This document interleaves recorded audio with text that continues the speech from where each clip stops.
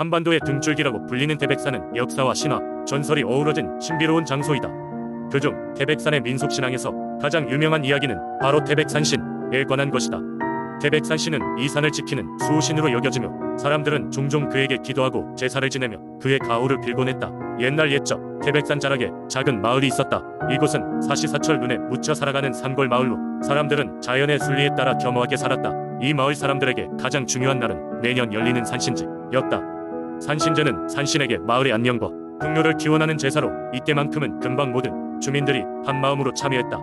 어느 해 마을은 극심한 가뭄으로 고통을 겪고 있었다.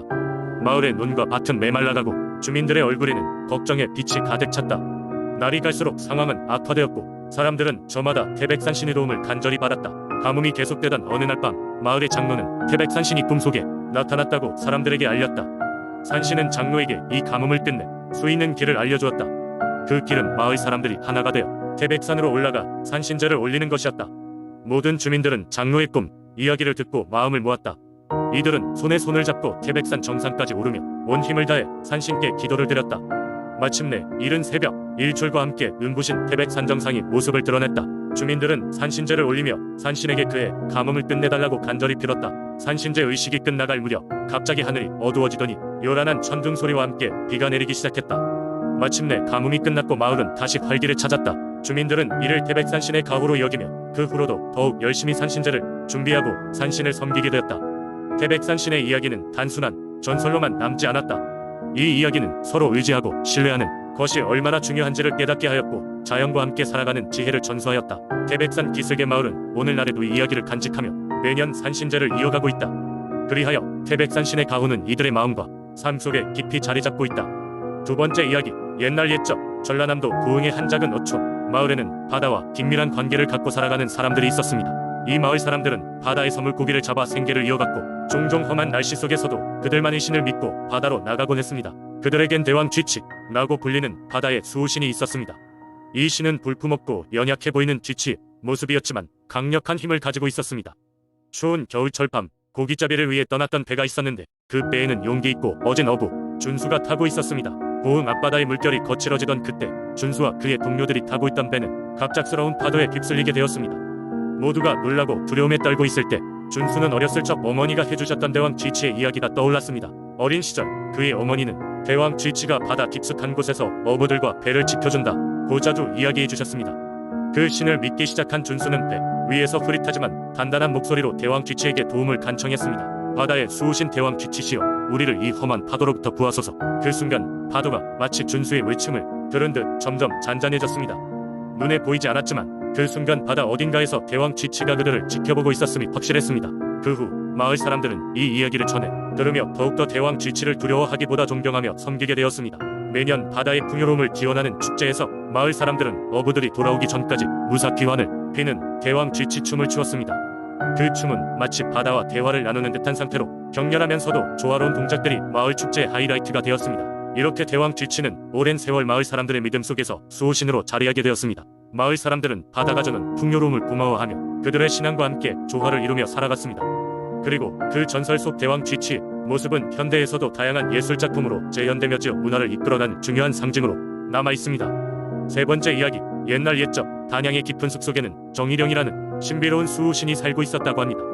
정일영은 대자연의 화신으로 숲과 강, 하늘과 땅의 조화를 지키는 임무를 맡고 있었습니다. 그녀는 나무에서 흘러내리는 물방울처럼 투명한 피부와 바람에 흩날리는 은빛 머리카락을 가지고 있었으며 두 눈은 밤하늘의 별처럼 빛났다고 전해집니다. 정일영에 대한 이야기는 그녀가 단양의 한 작은 마을을 지키면서 시작됩니다. 단양은 풍부한 자연, 자원으로 유명한 지역이었으나 주변의 다른 부족들이 점점 이를 침략하기 시작했습니다. 마을 사람들은 늘 침략에 위협에 불안해하며 지내야 했지요. 어느 날 밤 마을의 원로가 꿈을 꾸었는데 그 꿈에서 정일영이 나타나 말을 걸었습니다. 나의 이름은 정일영이라네. 산과 강을 지키며 평화를 가져다주는 자이지. 그대들이 조상의 지혜를 잊지 않고 자연을 존중한다면 내가 그대들을 보호하리라. 마을 원로는 이 꿈을 마을 사람들에게 이야기했고 모두가 자연에 감사하며 정일영에게 도움을 청했습니다. 그 후로 마을은 조금씩 변하기 시작했습니다. 마을 사람들은 숲에서 나무를 자르더라도 항상 나무의 영혼을 기리며 새로운 나무를 심었고 강에서 물고기를 잡을 때도 최소한의 것만을 취했습니다. 이러한 행동들로 인해 점점 마을 주변의 환경이 더 푸르고 풍요로워졌습니다. 어느 해 늦가을 적들이 마을을 침입하려고 근처까지 오자 마을 사람들은 매우 두려워했습니다. 하지만 정일영은 그들이 걱정할 필요가 없다고 속삭였습니다. 그날 밤 적들이 마을로 쳐들어오려 할 때 갑자기 짙은 안개가 숲과 산을 뒤덮었습니다. 적들은 길을 잃고 헤매다 뒤로 물러설 수밖에 없었습니다. 이는 정일영이 자연의 힘을 빌려 마을을 보호한 것이었죠. 그 이후로도 정일영은 계속 마을 주변을 지키며 자연과 하나가 되도록 도왔고 마을 사람들은 매년 그녀를 기리는 제사를 지냈습니다.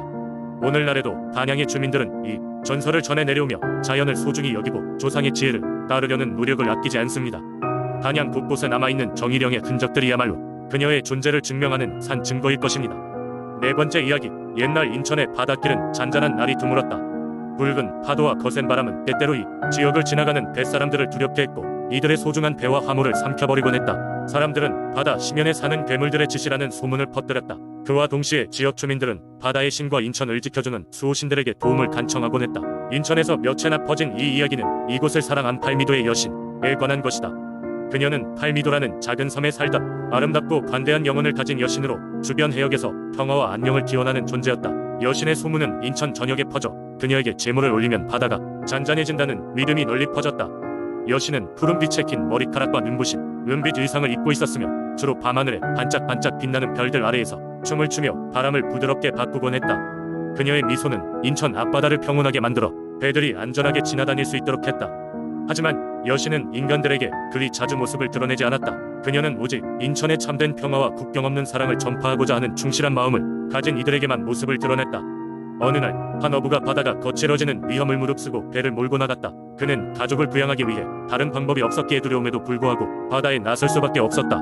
그러나 바다는 그날따라 유난히 거세게 작은 어선을 휘청거리게 했고 갑작스런 폭풍이 물려와 그를 절망에 빠뜨렸다.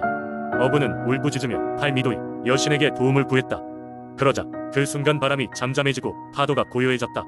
어부는 눈앞에 빛나는 형체를 보고는 숨을 쉴 수 없을 만큼 놀랐다. 바로 팔미도의 여신이 나타난 것이었다. 여신은 어부의 배를 부드럽게 감싸 안으며 지휘하였고 그를 안전한 항구로 인도했다. 어부는 여신에게 마음 깊은 곳에서 우러나오는 감사를 전했고 여신은 다시 은빛 안개처럼 사라졌다고 한다. 이후로 인천의 주민들은 팔미도의 여신이 언제나 그들과 함께하고 있다는 믿음으로 살아갔다. 그들은 여신의 고마움을 잊지 않기 위해 매년 축제를 열어 팔미도의 여신에게 감사의 마음을 전하곤 했다. 여신은 인천 바다를 지켜주는 수호신으로서 사람들의 사랑에 보답하기 위해 항상 그 자리에 있었고 인천 해역을 지나는 모든 이들에게 안전과 평온을 약속했다고 전해진다. 다섯 번째 이야기. 옛날 사천의 작고 평화로운 어촌 마을에는 바다를 사랑하고 두려워하던 사람들이 살고 있었습니다. 이 마을 사람들은 일찍 이 바다의 엄청난 힘을 깨닫고 바다의 수호신인 용왕에게 큰 신앙심을 가졌습니다. 바다는 그들에게 많은 것을 주었지만 그만큼 많은 것을 앗아가게 됐습니다. 이는 종종 바다의 위험을 사지 않기 위해 조심스럽게 살아가야 한다는 뜻이기도 했습니다. 마을 주민들은 매년 한 해의 풍어와 안전을 기원하는 용왕제를 열었습니다. 용왕제는 한 해 중 가장 중요한 행사로 마을의 모든 주민들이 참여하여 성대하게 치러졌습니다. 축제의 절정은 바다와 가장 가까운 해변가에서 진행되었습니다. 주술사는 용왕에게 바치는 제물을 준비하며 이를 통해 용왕의 마음을 진정시키려 하였습니다. 이 제물에는 마을에서 가장 좋은 쌀, 할머니들이 직접 지은 옷, 가장 신선한 해산물이 포함되었습니다. 마을의 어린아이들도 축제에 참여하여 손수 만든 작은 조각배의 소원과 함께 꽃을 올려 용왕에게 보내는 의식을 치렀습니다.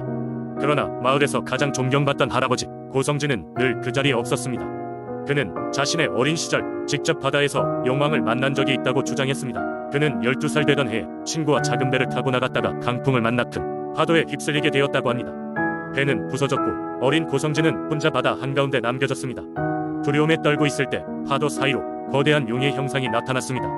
푸른 비늘에 물방울이 맺히는 모습은 경외감을 자아냈고 용은 고성진에게 죽지 않고 물 위를 떠다니며 안전하게 해변에 다다를 수 있도록 도와주었습니다. 이 경험 이후 고성진은 용왕의 가호를 받았다고 믿으며 누구보다도 열심히 마을의 전통을 지켜왔습니다. 그는 바다에 대해 이야기할 때면 늘 경외심을 가지라고 당부하였으며 바다를 함부로 대하는 이에게는 용왕의 무여움이 곧 닥칠 것이라는 경고를 잊지 않았습니다. 어느 날 그의 손자 고영수는 친구들과 장난삼아 바다에 나가 위험한 모험을 감행하려고 했습니다. 고성진은 그 소식을 듣고 급히 해변으로 달려가 손자를 말리며 용왕이 이야기를 다시금 꺼냈습니다. 그의 추억과 경험은 손주들에게 더 이상 전설로서 아득할지라도 실상은 그 누구보다 진중하고 분명했습니다. 용왕제 날 고영수는 할아버지와 함께 용왕에게 올릴 직접 만든 조각배에 자신의 소원을 적었습니다. 바다에서의 안전과 무사기환을 기원합니다. 축제는 이어지고 모든 사람들은 하나가 되어 용왕께 감사의 춤을 추었습니다. 하늘로 날아오르는 종이 등불은 밤하늘을 환하게 밝혔습니다.